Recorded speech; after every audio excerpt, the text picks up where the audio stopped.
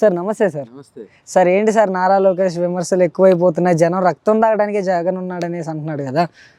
ముందుగా ఆంధ్రప్రదేశ్కే మంచి hero red book hero. Red book hero శంకారావం పూరించడానికి వచ్చాడు. శంకారావంతోనే కామెడీ స్టార్ట్ చేశాడు. కామెడీ స్టార్ మాట్లాడే మాటలకు కూడా విలువలు ఉన్నాయా ఈ రాష్ట్రంలో అని చెప్పేసి నేను అడుగుతా ఉన్నాను. నెల రోజుల పాటు ఎటు వెళ్ళిపోయావయ్యా అని చెప్పేసి నారా లోకేష్ని అడుగుతా ఉన్నాను. నీ నియోజకవర్గంలో, మంగళగిరి నియోజకవర్గంలో పూర్తిగా కనీసం నీ నియోజకవర్గంలో ఏ పక్క కూడా నువ్వు తిరగకుండా ఎటు వెళ్ళిపోయావా అని చెప్పేసి ఇక్కడ జనాలందరూ ఎత్తుక్కుంటా ఉంటుంటే నువ్వు వెళ్ళి రాష్ట్రంలో రెడ్ బుక్ కామెడీ షోకి శంకారావం పూరించావా అని చెప్పేసి అడుగుతా ఉన్నాను. ఈరోజు నిరాధారమైనటువంటి పసలైనటువంటి వ్యాఖ్యలు చేసుకుంటూ నువ్వు నీ దత్త సోదరుడు ఇంతవరకు కూడా మీ ప్యాకేజీల్లో, మీ యొక్క వాటాల్లో, మీ యొక్క విధి విధానాల్లోనే క్లారిటీ లేక ఏ తలుపు తడదామా, ఏ తలుపు తట్టి ఎవరిని చేర్చుకుందామా, ఎవడి కాళ్ళు మొక్కుదామా, ఎవడి సంఖ నాకుదామా అని చెప్పేసి ఈ కార్యక్రమంలోనే ఉన్నారు తప్ప ఈరోజు ప్రతిపక్షాలన్నీ కూడా ఏకమైనా కూడా మా జగన్మోహన్ రెడ్డి గారి పెక్క మీద ఉన్నటువంటి ఈక కూడా పీకలేరు మీరు అందరూ కలిసి. బీసీలకు గత ఈ 5 సంవత్సరాల కాలంలో జగన్మోహన్ రెడ్డి అధికారంలోకి వచ్చిన దగ్గర నుంచి బీసీలని అన్యాయం చేస్తున్నాడు. బీసీలు అంటే చిన్న చూపు అనేసి వైఎస్ఆర్సీపీ నేత ఈ శ్రీ జంగా కృష్ణమూర్తి గారే అన్నారు కదా. ఇప్పుడు చిన్న విషయం ఏంటంటే ప్రతి చోట కూడా అసంతృప్తి, తృప్తి లేకపోతే ఈ యొక్క వ్యతిరేకమైనటువంటి స్వరాలు వినిపిస్తూనే ఉంటాయి. ఇది మీరే ఇందాకనే చెప్పారు, ఇది ఎలక్షన్ సంగ్రామం.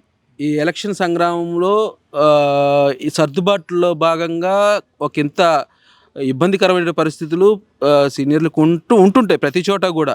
దీనికేమి ఎవరు కూడా అతిథులు కాదు. అంత మాత్రానికే ఇంద్రుడు చంద్రుడు అన్నటువంటి వాళ్ళు ఈరోజు అలా కాకుండా పోరు.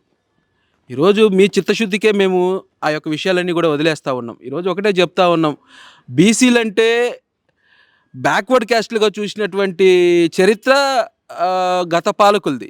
ఈనాడు బీసీలంటే బ్యాక్ బోన్ క్యాస్ట్గా తీసుకున్నారు, బ్యాక్ బోన్స్గా ఉన్నారు, వెన్నుదన్నుగా ఉన్నారు. ఈరోజు బీసీలకు అగ్రతాంబూలం పెట్టినటువంటి ఏకైక నాయకుడు జగన్మోహన్ రెడ్డి గారు. ఈరోజు కళ్ళ కట్టినట్టు కనపడుతుంది. ఈరోజు మీ నాయకుడు, మీ అధినాయకుడు, టీడీపీ అధ్యక్షుడైనటువంటి చంద్రబాబు నాయుడు బీసీలను పట్టుకుని తోకలు కట్ చేస్తా, మీ పీక్ ఏదైతే మీ పిలకలు కట్ చేస్తానని చెప్పి నాయ బ్రాహ్మణ సోదరులని, బీసీ సోదరులు మాట్లాడినట్టు చరిత్ర మీది. ఈరోజు మీరు మాట్లాడుతూ ఉన్నారు బీసీల గురించి అని చెప్పేసి. ఏమాత్రం కాదు. మీరు ఇప్పటికైనా సరే మీరు ఏం చేస్తారు, ప్రజలకు ఏం అందించబోతూ ఉన్నారు అనేటువంటి విధానం మీరు తెలియజేస్తే బాగుంటుంది. ఈరోజు ఒకటే చెప్తా ఉన్నాం, ఈరోజు మీ మేనిఫెస్టోలో కూడా క్లారిటీగా అందించాలని చెప్తా ఉన్నాం. ఈరోజు అంటే ట్విట్టర్లో దేశం వ్యాప్తంగా బాబు 6 అనేసి, సూపర్ 6 అనేసి ట్విట్టర్ ట్రెండింగ్గా మారిందనేసి వీళ్ళైతే టీడీపీ వాళ్ళు అయితే చెప్పడం జరుగుతుంది కదా.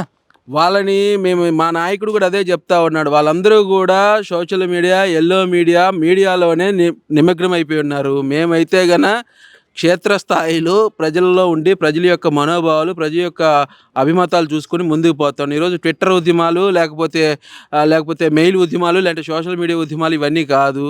ఈరోజు మీరు ట్విట్టర్లో అర్థం లేనటువంటి పసలైన మాటలు ఎన్ని పెట్టుకున్నా కూడా ఈరోజు అది 6 16 అనేది రాబోయే రోజుల్లోనే తెలుస్తుంది.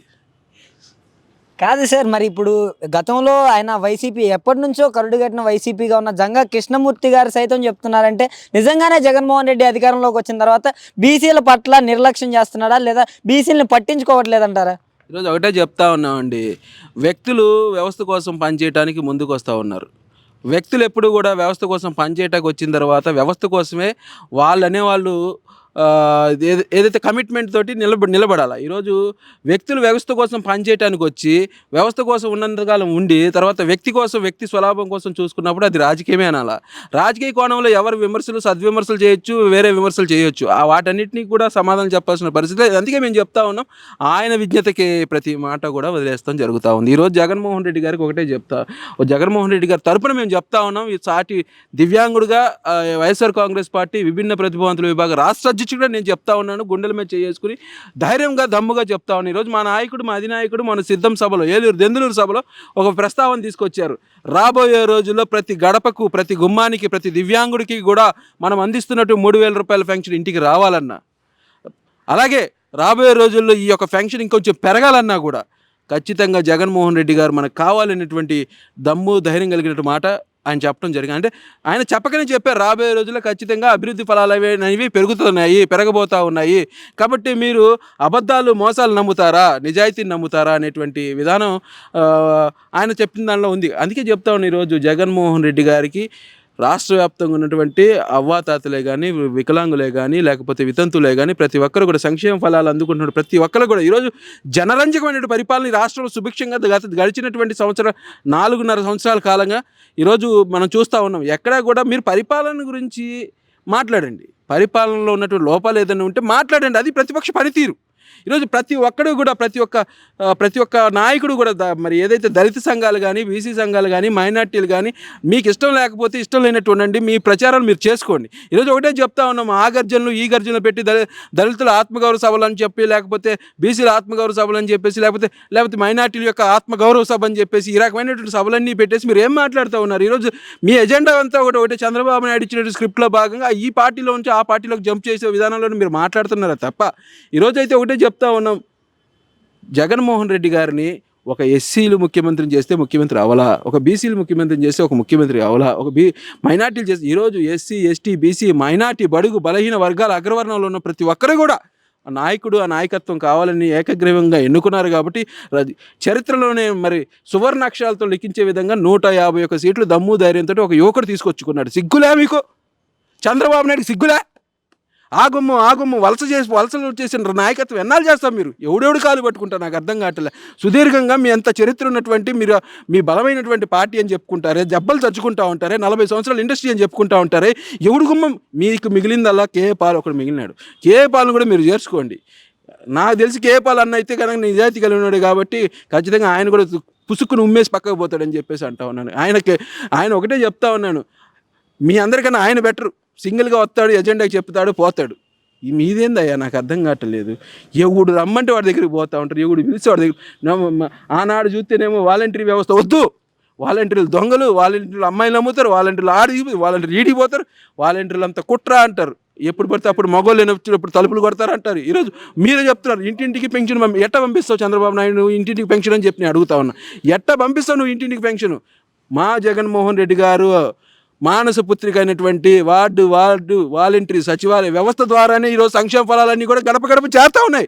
ఎవరైనా సరే దీన్ని అమలు చేయాల్సిందే. పక్క రాష్ట్రాలు కూడా జగన్మోహన్ రెడ్డి గారి ఆలోచనలు తీసుకుంటా ఉన్నారు. దేశంలో ప్రతి రాష్ట్రంలో కూడా జగన్మోహన్ రెడ్డి ఆలోచనలకు పట్టం కడతా ఉంటే సిగ్గు శరం లేక ఇంకా నీ కోసం, నీ అధికారం కోసం 75 సంవత్సరాలు వచ్చి నువ్వు ఎన్నాళ్ళు వెళ్దామని చెప్పేసి తిరుగుతా ఉన్నావు. యువకులకు అవకాశం ఇయ్యవా? ఈయన ఆయన కూర్చుంటాడు, వీళ్ళిద్దరిని కలిసి 1వ కృష్ణుడు, 2వ కృష్ణుడు, 3వ కృష్ణుడు లాగా రాధాకృష్ణ వస్తాడు. వీళ్ళిద్దరిని కలిపించి కూర్చోబెట్టి వీళ్ళిద్దరు బాత్రూమ్ స్టోరీలు అని ఆయన చెప్తా ఉంటాడు. ఎప్పుడు జగన్మోహన్ రెడ్డి గారి స్టోరీలు చెప్తావు, మరి మీ స్టోరీలు చెప్పవా? చంద్రబాబు నాయుడు, పవన్ కళ్యాణ్ కూర్చొని ఏం చేస్తున్నారు చెప్పవా నువ్వు?